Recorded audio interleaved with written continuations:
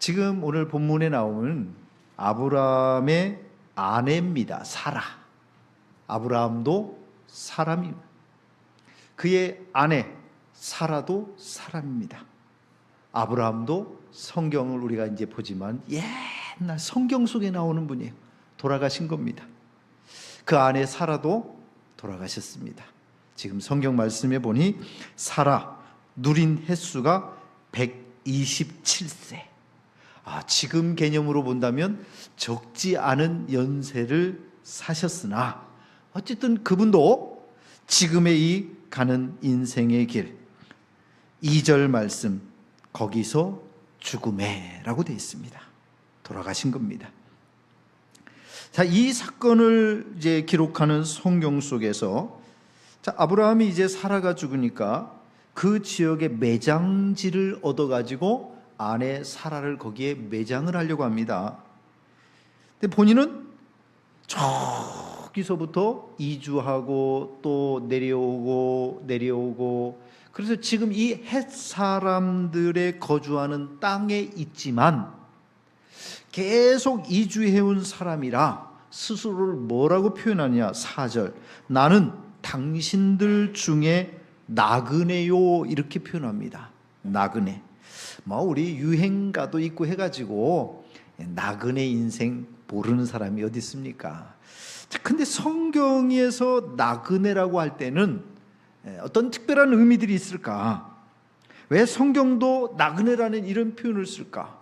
그럼 성경이 말하는 것과 세상에서 말하는 나그네 개념과 어떤 부분을 지금 접목해서 성경은 우리의 인생의 길이 나그네라 이렇게 말하는 걸까? 오늘 말씀 외에도 야곱이라고 하는 분이 내 나그네 길의 세월이 130년입니다. 자기가 살아온 인생의 길, 나그네 길이라 이렇게 말하면서 그런데 내 나이가 얼마 못 되는데 우리 조상의 나그네 길의 연조에는 미치지를 못하나 나도 험악한 세월을 보냈습니다. 이렇게 얘기를 한단 말이에요. 자기의 인생길도 나그네 길이었고 자기들 선조들도 보면은 나그네 인생이었다. 이렇게 이제 이야기를 하는 겁니다. 야곱뿐이 아니고 다윗 역시 역대상 29장에 베드로 사도 역시 베드로전서 2장 11절에 인생 나그네 이렇게 이제 표현을 하고 있어요. 그럼 성경은 왜 나그네 같다라는 표현을 쓰고 있는 것일까? 간단합니다. 인생은 유한하다. 영원히 이 땅에 머물러 살지 못하고 잠시 나그네처럼 살다가 떠나야 된다. 여러분 이 땅에 살고 싶다고 계속 머무르고 싶다고 해서 될 수가 없잖아요. 인생은 짧습니다.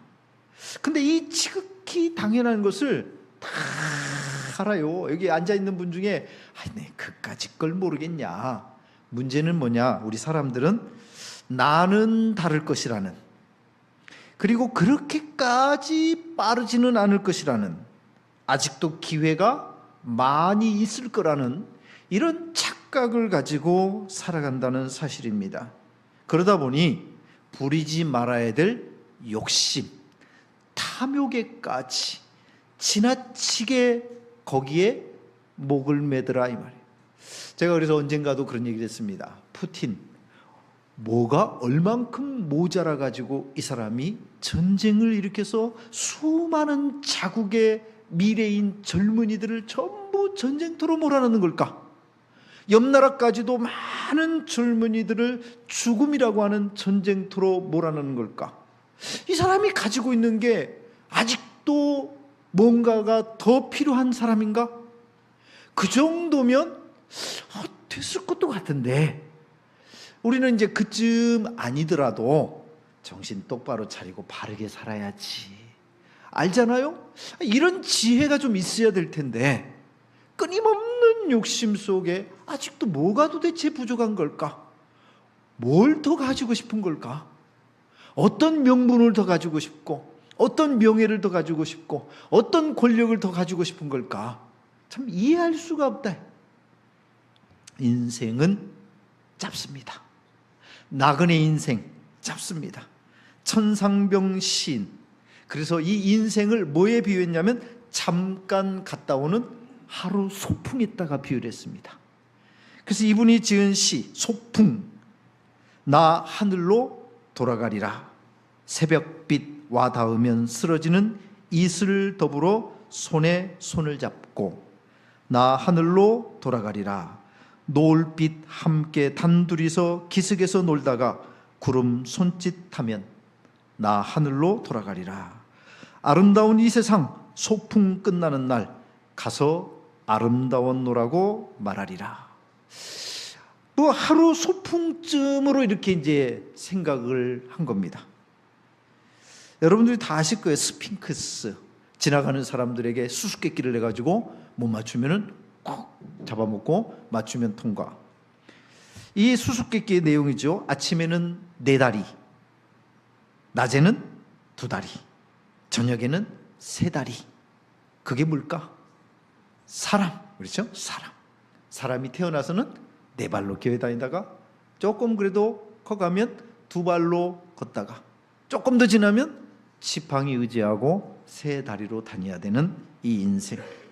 그러니까 이렇게 압축시켜 놓으면 진짜 짧다, 정말 짧다, 그런 생각을 저절로 할 수밖에 없습니다. 물론 사람마다 길이는 좀 다릅니다. 어떤 분은 조금 더 길게 사시는 분이 있어요. 어떤 분은 조금 더 남들보다 좀 짧게 사시는 분도 있고, 오늘 제가 일부 예배를 드리기 전에 발인 예배를 드리고 왔습니다. 우리 장로님들하고 발인 예배를 드리고 왔어요. 조영림 집사님 94세. 사람들은 그쯤 되면 조금 사실 만큼 사셨나? 이렇게 생각을 하는데 이제 그 밑으로 쭉 내려오기 시작하면 아쉽다, 그렇죠. 사람마다 주어진 기한은 다 다릅니다. 인생은 잠깐이에요. 영웅이라 해서 죽음이 피해가는 것이 아니고 열사에게도 천재에게도 평범한 한 개개인 모두에게 죽음은 반드시 찾아오기 때문에 이 세상에서 영원히 살지 못한다. 사는 만큼 살다가 짐 싸갖고 떠나야 된다. 그래서 나그네 인생, 이렇게 말을 합니다. 나그네 인생. 그렇기 때문에 생각해야 될 것이 뭐냐, 지나친 욕심을 부리고 살려고 하지 말고 장차 우리가 하나님 앞에 서야 한다는 것, 그리고 심판을 받아야 된다는 것, 거기까지도 생각하고 살아야 인생 지혜가 아닌가? 여러분 그러잖아요. 아니 시험이 몇 월 며칠 해가지고 시험 나왔어, 날짜가. 그러면은 뭘 하라고 가르쳐 주겠어요? 준비하라고, 공부하라고, 바짝 정신 차리고 열심히 해가지고 그렇게 준비해라, 그걸 가르쳐 주는 거 아니에요. 하나님께서 우리의 인생의 유한함에 대해서 이미 성경을 통해서 수도 없이 가르쳐 줬고, 성경을 살았던 그 어떤 위대한 인물도 다 죽음이라는 과정을 겪으면서 우리에게 보여주는 현실입니다. 나그네라. 그러면 그때까지 어떻게 살아야 되느냐, 이 숙제가 남아있다 이 말이에요. 그런데 아직도 전혀 그럴 줄 모르고 산다, 이건 지혜롭지 못하다 이 말이에요. 어느 목사님이 목회 중에 있었던 일화를 이야기를 하는데, 교회 안에 사회적으로 꽤 유명한 그분은 교회를 안 나오시는데 그 가족들이 이제 교회를 나오시는 거예요. 그래서 생전에 몇 번 전도할 기회가 있어서 전도를 했으나 이분은 워낙 완고하게 뭐라고 그랬냐, 나중에 믿지요, 지금은 바빠서 교회에 나갈 시간이 없네요, 이렇게 항상 정중하게 거절을 했습니다. 지금은 바빠서 나중에 시간이 되면, 항상 미뤘어요. 그런데 그 가족들이 어느 날 목사님에게 급하게 이야기를 하면서 찾았습니다. 왜냐하면 주치의가 이분에게는 골수염입니다 이렇게 얘기를 했지만 가족들에게는 따로 얘기를 골수암입니다. 얼마 오래 못 살 것 같으니 준비하십시오. 이렇게까지 얘기를 했습니다. 그런데 본인에게 얘기를 안 하니까 나 아무렇지도 않은데 왜 자꾸 호들갑을 떠냐. 심지어 목사님이 찾아와서 생명의 날이 그렇게 우리에게 길지 않으니 지혜롭게 잘 준비하셔야 됩니다. 얘기해도 가벼운 병으로 생각하고 넘겼습니다. 그런데 얼마 후에 주치의, 암 전문 박사인 주치의가 뜬금없이 먼저 암으로 죽었습니다. 그 전에 있었겠지요. 그 전에 있었을 텐데 어쨌든 이분에게 그런 진단을 내려놓고 치료하는 과정에서 먼저 돌아가신 거예요. 그리고 이분은 6개월이 지나고 난 다음 급속하게 악화되면서 돌아가셨습니다. 그러니까 불과 6개월 지나고 나니까 진료하고 치료한다고 했던 주치의도 돌아가셨고, 치료를 받는다고 했던 그분도 돌아가셨고, 참 허망하더라 이거예요. 성경 호세아서 13장 3절은 이렇게 기록되어 있습니다. 이러므로 저희는 아침 구름 같으며 쉽게 사라지는 이슬 같으며 타작마당에서 광풍에 날리우는 쭉정이 같으며 굴뚝에서 나가는 연기 같으니라. 성경 우리 굉장히 인생이 이렇게 긴 것 같아도 짧다. 그냥 조금 보내다 보면은 금방 지나가 버린다. 가르쳐주고 있습니다. 청년 변호사였던 찰스 핀이라고 하는 이분은 나중에 복음을 전하는데 아주 귀하게 쓰임받은 분입니다.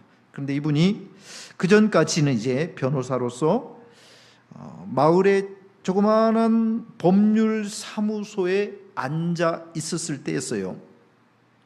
아직 이른 아침 하나님의 말씀을 좀 묵상하면서 하루를 시작하고 있던 이 찰스 피니에게 주님이 찾아오셔서 이런 질문을 했습니다. 찰스 피니야, 네가 지금 하는 일이 끝나면 너는 무엇을 하고 싶으니? 그랬더니 저도 제 이름으로 간판을 내걸고 변호사 개업을 하고 싶습니다.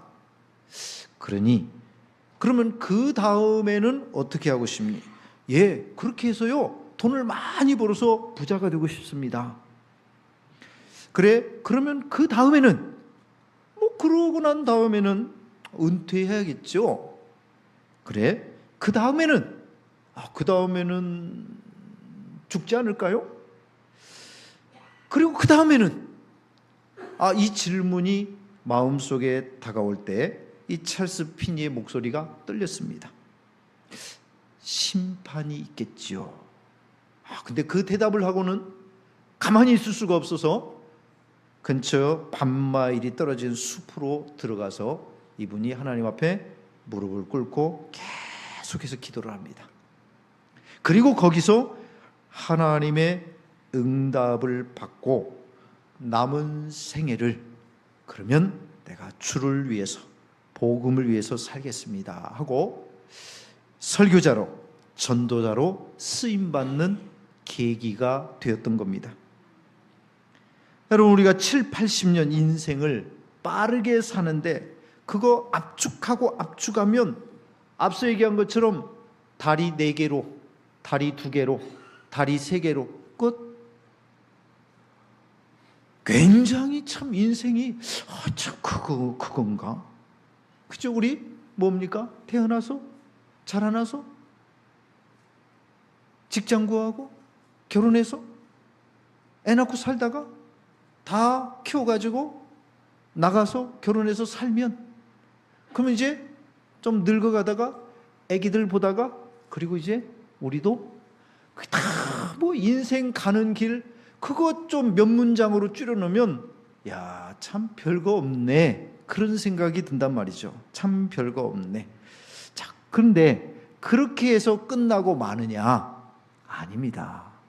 그리고 그 죽음이라는 과정을 통과하는 그 시간에 하나님의 심판대 앞에 선다 이 말이에요. 우리에게 생명을 주시고 인생을 70년, 80년 살게 하신 그분이 묻는다 이겁니다. 잘 살았느냐? 뭐가 잘 사는 거냐? 맛있는 음식 많이 먹고 남들보다 큰 집에서 그게 잘 사는 거냐?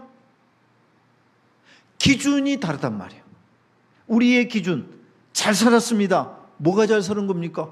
남들 못지않게 뭐 먹고 누리고 그렇게 살았으면 뭐 잘 사는 거 아닐까요? 글쎄, 하나님도 그렇게 동의를 하실까? 우리에게 생명의 기회를 주신 하나님이, 심지어는 우리를 죄에서부터 구원하시기 위해서 자기 아들 예수님의 생명을 주신 하나님이 세상을 향해서 아무런 좋은 영향력도 끼치지 못하고 하나님이 기뻐하시는 뜻에 대해서는 전혀 관심도 없이 살다가 그냥 나 먹고 싶은 거 먹고 살았습니다.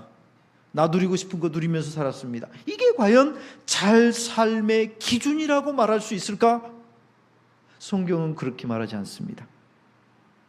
나그네로 살아가는 인생, 지나친 욕심을 내려놓고 우리가 하나님 앞에 물질과 시간의 청지기로 부르심을 받았다는 이 사실을 기억하고 살아가야 된다 이 말이에요. 지나친 욕심으로 세월을 낭비하는 나그네는 어리석은 겁니다. 하루 머물다가 갈 호텔에서 자기 돈을 들여가지고 85인치 막 텔레비전을 사갖고 딱 붙여놓고 막 세탁기 최고급으로 건조기까지, 냉장고도 막, 우리 교회가 그래서 양문은 아니에요. 양해문이라 그렇지 양문 냉장고, 문짝 2개 있는 냉장고. 또 그렇게 하면 안 됩니다. 양문교회는 도대체 왜 양문교회요? 요즘 양문형 냉장고가 있던 문이 양쪽인가? 이렇게 하시면 안 돼요. 제가 오늘 설명을 드렸으니까 누가 물어보면 왜 양문교회냐? 요한복음에 보니까 예수님이 나는 양의 문이라. 그래서 양들이 들어가는 문, 주의 백성들이 들어가서 은혜를 받고 신앙생활을 하는 그 문, 양문, 양의 문 대신 예수님을 줄여가지고 한 교회가 이 교회 양문교회입니다. 아시죠?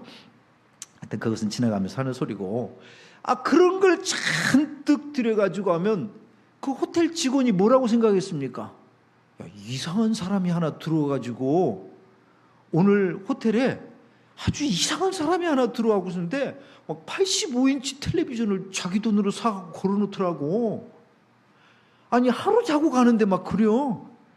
세탁기를 막 사가지고 들여놓고 그 이상한 사람이야. 어떤 사람이요? 이상한 사람이란 말이에요. 하루 머물고 갈 사람이 왜 거기다가 그렇게 하느냐 말이에요. 자기 돈으로. 이상한 사람이란 말이에요. 우리가 이 세상에 살면서 영원히 살 것처럼 지나치게 욕심을 부리고 지나치게 탐욕을 부려가면서 그렇게 살아가는 사람을 뭐라고 생각해? 그 이상한 사람이야. 이상한 사람이라고. 정신이 이제 이렇게도 얘기하겠죠. 정신이 이렇게 된 거 아닌가? 우리가 지나치게 욕심에 사로잡힌 부분들이 있습니다. 예화에 보니까 어떤 이런 유머의 예화가 있더라고요. 어떤 부부가 결혼 30주년을 맞이했는데 그해 이제 두 분도 60이 됐는데 결혼 30주년이에요. 그 결혼 기념일에 그래서 둘이 축하하고 그러는데 천사가 나타나가지고 뭔 일인지 소원을 하나씩 들어드리겠소 그랬어. 그랬더니 부인은 뭐라고 그랬냐? 이 30년 동안 우리가 좀 가난하게 살다 보니 열심히 살긴 살았는데 여행 한 번을 못 갔으니 그냥 선물로 주시려면 세계 여행을 한번 다녀볼 수 있는, 그래가지고 세계 여행 그거를 이제 소원으로 얘기를 했어요. 그러자 항공권하고 또 세계 여행 일주할 수 있는 여행 경비를 딱 주는 거예요. 그래서 남편이 그걸 보고 진짜로 주는구나. 근데 이 남편이 갑자기 눈빛이 좀 이상해졌어.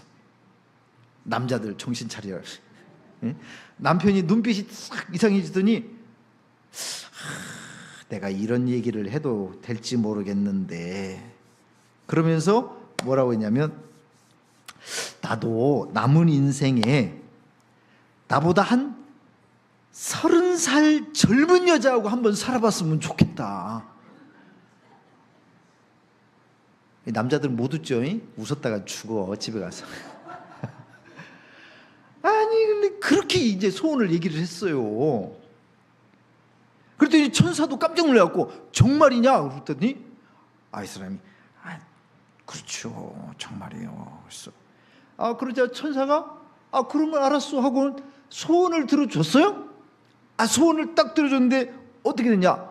눈앞에 부인이 30년 젊어진 게 아니고 자기가 90살이 돼버렸어. 어차피 뭐 엎어치나 매치나 30년 젊은 여자하고 사는 건 맞으니까.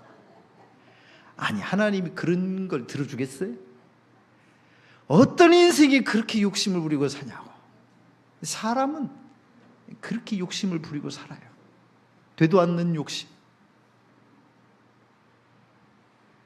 90이 되니 어떻게 속이 시원합니까? 우리 여자들은 그럴지 모르겠네. 싸다 이놈 아시. 싸다 이놈. 돈에 대한 욕심, 명예, 권력, 뭐 이런 집착은 어느 누구나 사실은 가지고 있는데, 그게 정도껏, 그리고 하나님이 주신 지혜 속에서 인생이 그렇게 영원하지 않다. 특히나 여러분, 성경은 뭐라고 얘기합니까? 디모데전서 6장 7절. 우리는 아무것도 세상에 가지고 온 것이 없음에 아무것도 가지고 갈 수가 없느니라. 이것이 성경의 진리입니다. 뭘 가지고 왔으며, 그렇다고 해서 뭘 가지고 갈 수 있겠냐? 인생이다. 사는 동안 잘 사는 것이 중요한 거다. 하나님이 기회를 주신 이 시간 동안을 하나님의 뜻 가운데 생명을 주신 그분의 뜻에 맞게 살아가는 것이 복된 삶이다, 이 말이에요. 그래서 우리가 이 인생을 어떻게 해석을 해야 되느냐면, 지금 주어진 이 시간, 하나님이 우리에게 맡겨주신 청지기 인생이라는 것을 생각하고 살아야 됩니다. 우리는 청지기, 시간에도 물질에도 청지기입니다. 청지기가 뭐냐? 집사라고 번역이 되는 이 청지기가 뭐냐?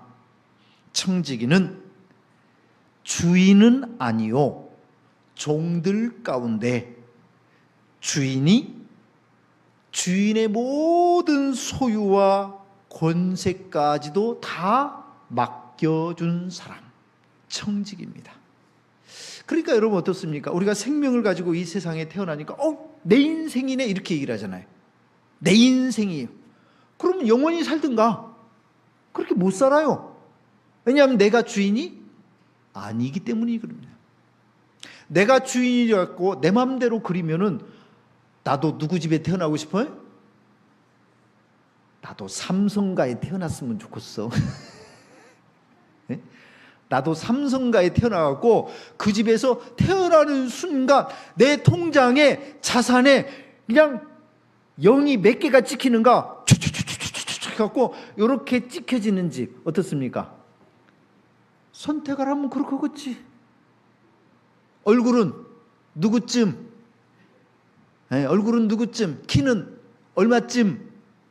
네, 글쎄 장동건쯤 될란가.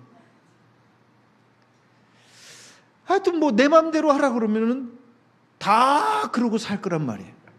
그게 아니잖아요. 태어나서 보니 우리 부모님이시네. 태어나서 보니 우리 집안 형편이 이러네. 내 마음대로가 아니에요. 거기에 맞춰서 주신 그 안에서 사는 겁니다. 주신 그 안에서 주어진 자로 살아가요. 하나님이 주신 부모님, 하나님이 주신 자녀들, 하나님이 주신 내 인생, 보니까 그런 거예요. 이게 뭐냐? 청직입니다. 그래서 맡겨주신 만큼 살고 소풍 떠나가는 그날처럼 하나님이 부르실 때 가도록 돼 있는 것이 인생입니다. 주인이 아니기 때문에 언젠가 주인에게 제가 주신 날 동안 잘 살았습니다 하고 다시 반납하고 살기 때문에 시간의 청직입니다. 하나님이 주신 날 동안 이 땅에 태어나서 살다가 제 생명 거두시는 날 잘 살았습니다 하고 드리고 간다. 주인에게 다시 돌려드립니다. 우리가 주인이 아니에요. 우리는 청직입니다. 물질에 있어서도 마찬가지입니다. 가지고 간다고 그 물질 다 싸질머지고 무덤 속에 넣어달라고 할 겁니까? 그러면 독을 당합니다. 그러면 그 다음날로 바로 없어질 겁니다.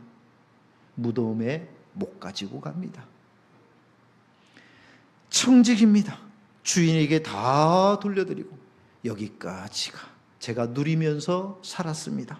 그러고 가는 겁니다. 청직입니다. 자, 그래서 청직에는 숙제가 있어요. 그 주인이 맡겨주실 때부터 어떻게 살라고 맡겨주셨는가, 뭐 하면서 살라고 맡겨주셨는가, 그것이 중요하다 이 말입니다. 나그네는 떠나야 하기 때문에 주어진 사는 기회의 시간에 언젠가 이 시간이 끝나는 죽음이라고 하는 것이 있다는 것을 생각하고 하나님의 뜻, 생명의 주인의 뜻, 그 뜻 안에서 더 많이 사랑하고 하나님의 뜻을 기억하고 살아가는 것이 지혜입니다. 아브라함 100년 이상 사라와 함께 살았습니다. 127세 사라의 나이입니다. 그가 죽자 2절 아브라함이 들어가서 사라를 위하여서 슬퍼하면서 애통했습니다. 배우자의 죽음 앞에서 슬퍼하고 애통했습니다. 당연한 일이죠. 왜죠? 그 오랜 시간을 함께 살면서 고생하고 힘겹게 살아온 세월이 있기 때문입니다. 힘들 때에도 함께했고, 자식들 문제로 고민할 때에도 함께했고, 어려운 시간들을 함께했던 그 시간들, 나의 평생을 함께했던 배우자이기 때문입니다. 앞서 얘기한 것처럼 일부 예배 시작 전에 발인 예배를 드리고 왔습니다. 94세 적지 않은 인생을 살았는데 안 봐도 뻔합니다. 90년 전에 태어나서 그때부터 살아온 이 대한민국 평안했을까요? 그때부터 살아왔던 이 조국 험악한 세월이었습니다. 어떤 누구를 막론하고 전부가 다 힘겹게 먹고 사는 문제부터 자식들을 키우는 문제부터 힘겹게 안 살아온 분이 없습니다. 그 과정을 함께했던 배우자에 대한 마음은 특별합니다. 그래서 아브라함도 이 먼저 간 사라를 위해서 슬퍼하면서 눈물을 흘렸습니다. 애통했습니다. 인생의 당연한 문제입니다. 자, 그런데 조금만 지혜를 가져보자. 있을 때 잘하자 이 말이에요. 기회가 있을 때 잘하자 이 말이에요. 기회. 내가 살아있을 때, 그가 살아있을 때, 우리가 함께하고 있을 때 잘하자 이 말입니다. 어느 목사님이 청도에서 목회를 할 때 집사님 부부 늘 싸우는, 아주 그냥 싸우는데 말로만도 아니고 진짜 이게 왔다 갔다 해가지고 여기에 시퍼런 것이 이렇게, 아니 그 정도로 늘 다퉈가지고 이렇게 살았는데, 한 번은 목사님이 설교를 하면서 여러분, 아니 남편도 지금 남편이지, 뭐 어제도 출근했으니까 오늘도 알아서 출근하겠지, 뭐 내일도 그렇게 하겠지, 어제도 잘 퇴근해서 왔으니까 오늘도 그렇게 오겠지, 내일도 그렇게 오겠지. 아닐 수 있다 이 말이야. 오늘은 출근을 했지만 집에 못 돌아오는 사람도 많다. 우리 남편들도 마찬가지다 이거. 아내들 역시 어제 퇴근해서 보니까 저녁 준비 잘 해놓고 나를 기다리더라. 오늘도 그럴 줄 아냐? 늘 그럴 줄 아냐? 그렇지 않다. 그래서 소중하게 생각해라. 여러분, 매일 들려지는 뉴스가 뭡니까? 사건, 사고, 사람이 죽은 이야기 수도 없이 들려지잖아요. 요즘 같은 여름 되니까 아니 홍수 오기 전에는 날씨가 뜨거워서 알아서 가가지고 물에, 그러다가 갑작스럽게 변을 당한 일들이 매일 뉴스에 나오더라. 그러다가 좀 비 좀 왔으면 좋겠다. 아니 비가 왔어요. 왔는데 좀 많이 왔지. 그래가지고 큰 홍수가 나가지고 또 사람들의 목숨이 많이 이렇게 잃었더라. 뉴스가 나.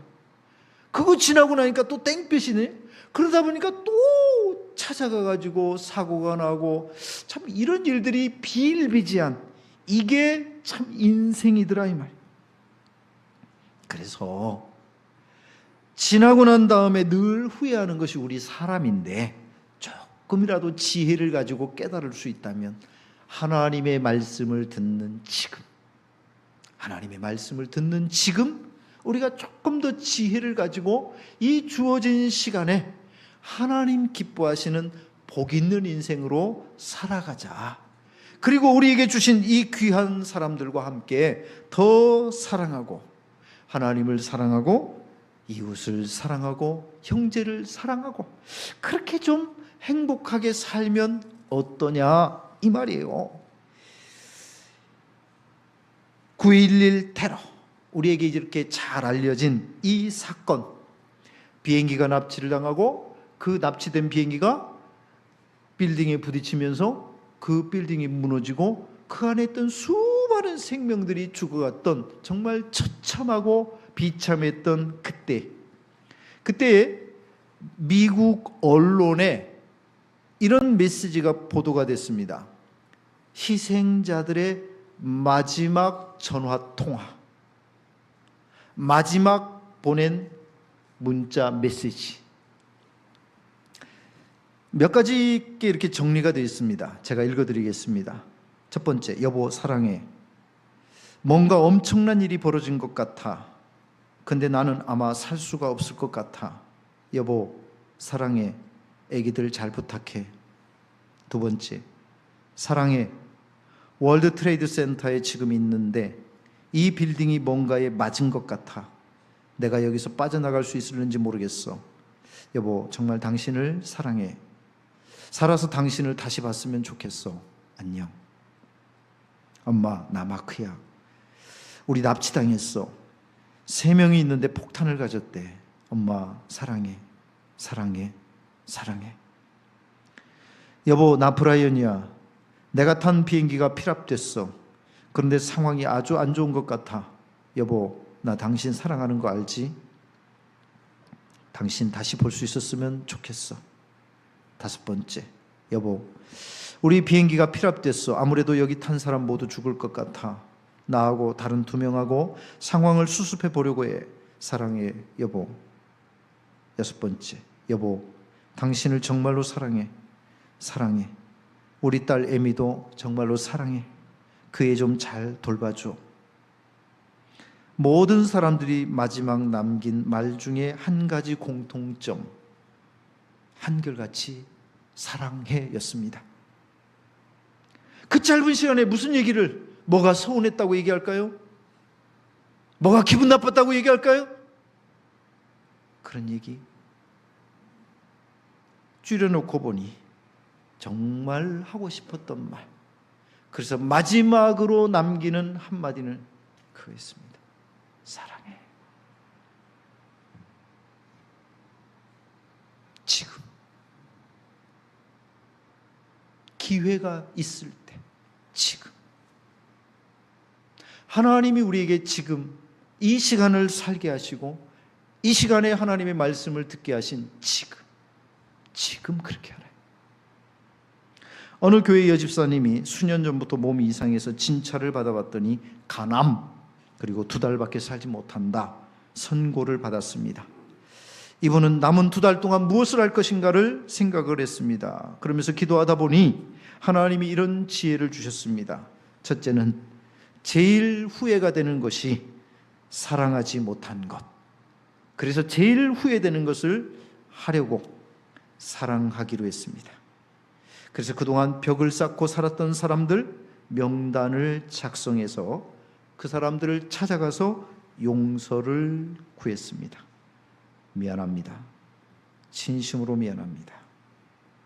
그리고 두 번째, 재산 정리를 했습니다. 빚이 없나 생각하면서 누구에게 돈을 꾸고 갚지 않은 것이 있나 다 생각을 해서 갚았습니다. 그리고 났는데도 돈을 가치 있는 일에 쓰지 못한 부분이 혹 있을까 싶어서 얼마간 선교사님들을 위해서 선교헌금을 드렸습니다. 그리고 나서 자녀들에게 어떤 메시지를 남기는 것이 좋을까 생각하는데 언뜻 잘 생각이 안 나요. 그래서 성경을 읽으면서 성경 말씀 속에서 주시는 지혜를 가지고 유언을 남겨야 되겠다 하고 성경을 읽다 보니 2달이 지나가 버렸어요. 2달이 지나갔는데 그대로야 몸이. 아니 뭔가 더 안 좋아지고 그런 뭔가가 와야 되는데 이상하다 싶어서 병원에 갔더니 오진이었어요. 오진. 그래서 홀가분한 마음으로 오는데 목사님이 물어봤어요. 왜냐하면 그 과정을 다 이제 지켜봤잖아요. 그래서 집사님, 돈을 많이 쓰셨는데 후회되십니까? 그랬더니 이 집사님이 하는 말이 아니에요, 목사님. 저는 지금처럼 살고 싶어요. 지금이 제일 좋은 것 같아요. 앞으로도 이 마음으로 살았으면 좋겠어요. 그런 거예요. 깨달았기 때문입니다. 마지막으로 준비할 수 있는 동안에 준비하는 인생으로 살자. 준비할 수 없는 때가 오기 때문에 잠시 떠나는 여행도 준비하지 않는 인생이라면 그것은 참 아쉽다. 사람들은 죽음이라는 단어를 입에 올리는 것을 금기시하는 경향이 있습니다. 그런데 그것이 지혜는 아닙니다. 우리가 죽음을 생각하는 이유는 잘 살기 위해서입니다. 우리에게 생명의 기회를 주신 주님의 뜻이 무엇일까? 언젠가는 이렇게 할 수 없는 때가 올 텐데, 죽음이라는 때가 올 텐데 그때 전에 어떻게 하는 것이 잘 살까를 생각하기 위해서 이 죽음의 문제를 생각하는 거지, 우리라고 해서 그냥 죽는 것 그 자체가 목적은 아니잖아요.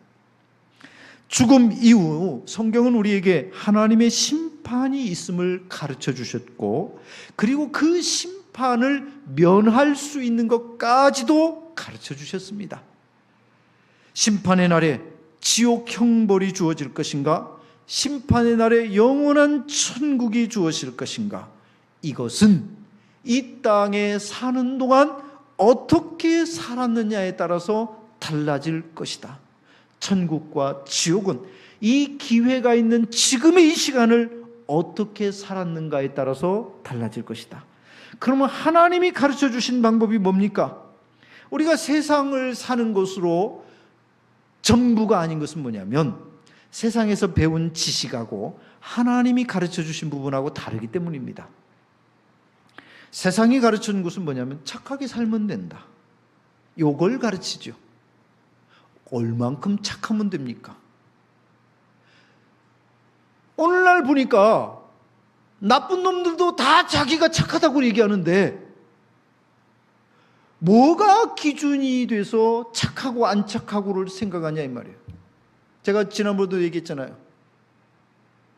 자기가 생각할 때 죄가 없다고 생각하는 사람은 감옥에서 나오세요 그러면 지금 대한민국 감옥에 들어가 있는 사람 중에 1번으로 나올 사람이 윤석열일 수도 있다.